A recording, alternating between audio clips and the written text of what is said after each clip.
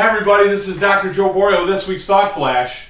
And happy Father's Day to all the dads out there. Certainly happy Dad's Day to all the to-be dads out there, all the fathers that are expecting or planning on having children someday, great-grandfathers, grandfathers, and so forth. This goes out to you. I thought today, rather than talk about a specific health topic, I thought I'd talk about the health within our heart, our mind, and our soul, and something to share with you. It's an email that actually my brother-in-law has been sending me for many years, and I keep it on my desktop on my computer, and I read it over many times throughout the year. And I thought we would all benefit from listening to it today. So I wanted to share that with you, along with some of my own experiences as being a dad. So it's a top 10 list. It's certainly kind of like a David Letterman top 10. So I'm going to read through it, and I wrote it down just so I certainly wouldn't forget any specific topics. Number one is going to be pack the car more often. Some of the best memories I have, I'm almost 50 now, so when I think back, some of these great memories I had with my parents. We used to go to Disney World. We went down to the campgrounds. A few times we went to Virginia, went to the Adirondacks. My dad ran a restaurant, an old Italian guy, and my mom kind of grew up in that Leave It to Beaver family type dynamic. So, we took a week off. My dad would take a week off every year, and it was something we really cherished. And we had great times, great memories. I don't remember bad things that happened, even some of the events that happened that were unplanned. We lost our luggage once, or we had a really bad car accident. We had damage to one of the tires on one of our trips. But when I think back of that, and when we talk about that as a family, we always laugh. I think it was real stressful for my parents, but it was something that we always laugh about. And I think when we're fathers now, and we get so caught up in the moment, I know I've done that in my practice, certainly, in certain businesses that I run, you're like, oh my God, I got to do it today, I got to do it today. When you realize that, the world still goes on without you, and boy, if you could take that extra week or two and a year and spend it with your family and your kids, boy, you're really leaving them with better memories, a greater bond, something to look back on, experiences that you can cherish with your children forever. So pack the car less often was number one. Two, spin things less and listen. Sometimes, my two boys, I have a 13-year-old and an 8-year-old, and they come home and, they tell you a story or they tell you something. And certainly I know with my dad growing up as a kid, I would do the same thing. And often, rather than maybe listening more, we would immediately try to fix it. Guys tend to be fixers, so we immediately try to remedy the situation. Where sometimes I think to be a really good father, I think you need to be a good listener, and I think sometimes maybe you don't need to fix something. Maybe your child just needs to express something or express an experience. So I think if we certainly spin things less and just listen more, I think we'll really be giving a gift to our children. I've certainly made that mistake, and I certainly try to stay on top of that when my children come home every day. Raise our voices less. Certainly we want to. My dad would always say, "Hey, you're not. I'm not your friend. I'm your father," and I agree with that 100%. And I think extending that, I think being a good dad doesn't mean to dominate them, doesn't mean to control them, but it means, again, going back to that listening and to maybe ask them questions so that they can come up with their better answers of their own morality or ethics. I think most of our morality or ethics are already inborn, they're innate in us. We already know what right or wrong is for the most part. So I think if you can kind of lead them with questions as to why they did what they did and ask them, do they understand why it's wrong, rather than immediately, knock it off. I think you're teaching your children to reason and to use logic and not to use emotion or anger or frustration to handle the problems in their life. So raise your voice less. Put up the hoop sooner. So many times I'm guilty of this as a dad, and I know a lot of my buddies when we talk, you talk about a basketball hoop, but anything, going to buy golf clubs or going to get ice cream or going to fix the fishing reel. My son went fishing this morning, so I went yesterday and bought him a fishing reel and so forth. But really, one of the statements I always use as a coach for clients is TNT, today, not tomorrow. I think we need to realize that, boy, your kids are experiencing life, and their experiences in their life are so different than you think it is.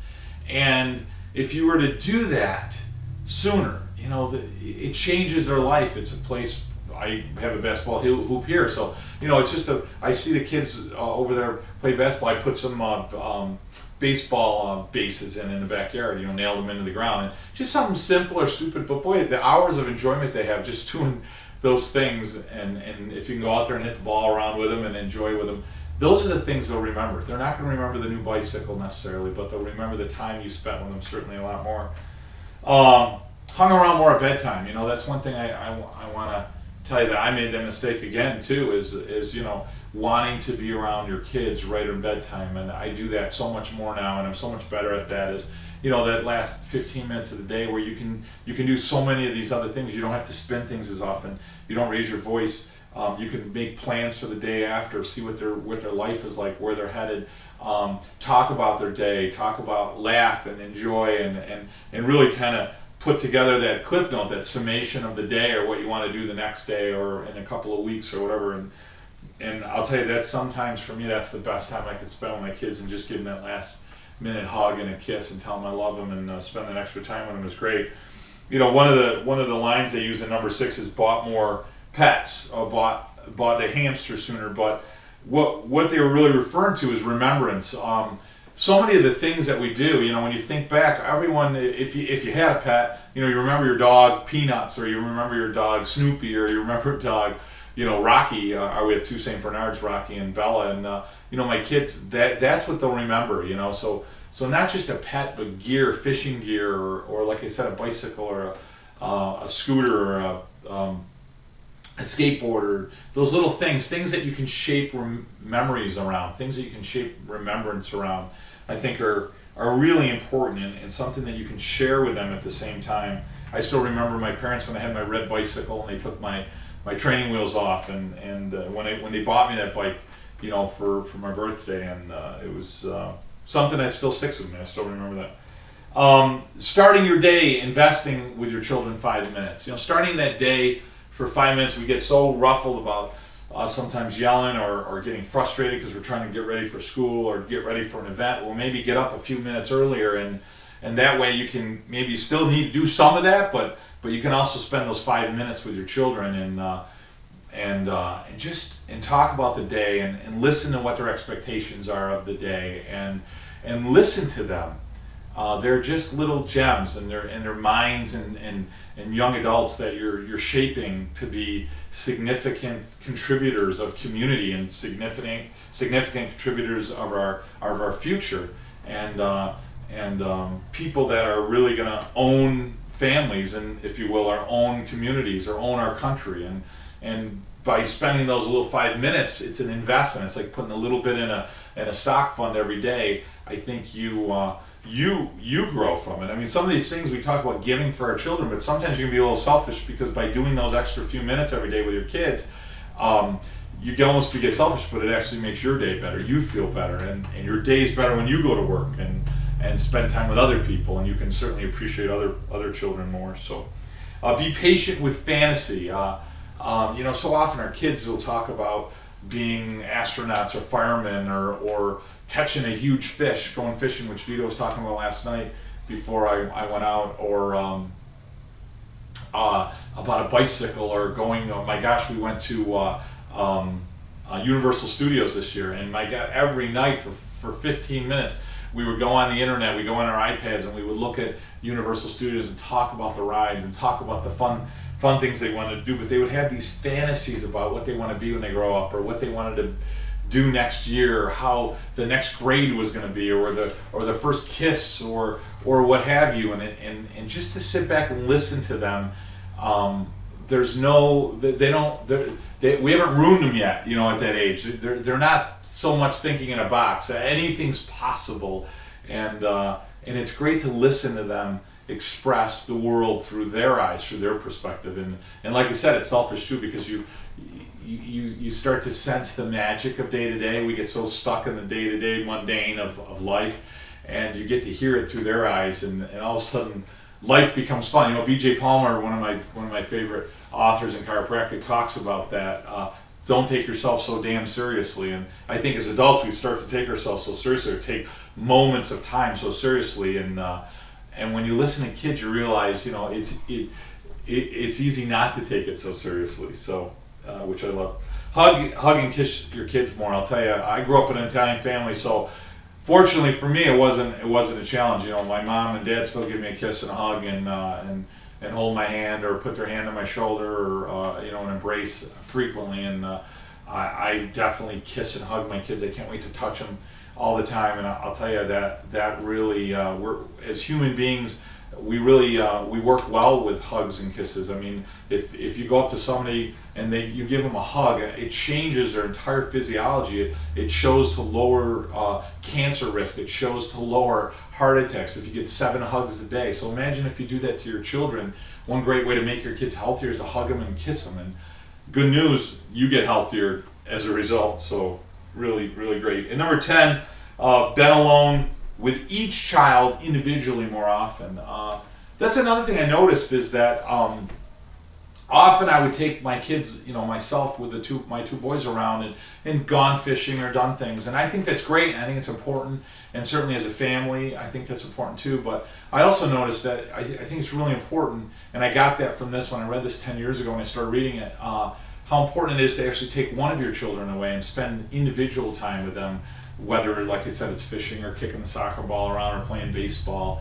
But each child is so unique and so different, and they need different things from you, and you can enjoy different aspects of their life or personality or perspectives as well. I'll share in closing this one real neat story. It's not a story of mine. It's actually a story that I was exposed to once, but it's about an older man who his wife had passed away, and he was actually putting together some papers for his family. And he noticed his wife had kept everything all the time. She kept all these documents. So he went upstairs to look for some documents that his wife had in the attic. And he found some journals. And actually, he forgot all about what he was looking for, and he noticed some of his business journals. So he grabbed this box and he brought it downstairs, and he started to reflect back. He's now in his 80s. He started reflecting back on the time he was a father. And he was 30-something, 40, early 40s. And he started to look back some of his business journals. He was a very successful businessman, and looking at his day-to-day. And he also noticed in his box his son had some journals. And he thought it would be neat to kind of go back and kind of reference the two journals at the same time. So he read one of his journals, and he took his son fishing one day, and he was a very busy businessman. And he read his entry into the journal. And what he wrote was that it was a very simple and point to fact. He wrote that it was a lousy day. The weather was terrible. They were late. They went fishing. They never caught a fish. He didn't get any work done. It was an entire waste of day. And then he read his son's journal on the same day. And his son wrote, went fishing with my dad. It was the best day ever. And I think we forget how important our job is, and what an influence that we have in our children's lives, and how important it is to be there for them. Because it isn't a dress rehearsal. You got one shot at being a father or a mother or anything. So I attribute, my dad's still with me, thank God. I'm going to see him later today, but this, I want to attribute this to my dad, because truly the greatest influence in my life. And news, my dad isn't perfect. Neither are you. But they don't need perfect, because they have you in their life. So to all of you out there, a happy Father's Day. And enjoy your day with your children, enjoy your day with your family, if you're an uncle or a cousin or whatever, and have a great Father's Day. Enjoy it, spend time with your family, because you never know how long they're going to be around. Have a great week serving for those chiropractors out there that are listening, and to those patients and practice members and so forth. I hope that you have a great day just spending time with your family and friends, and I'll talk to you guys next week. Thank you. My best friend gave me the best advice. He said each day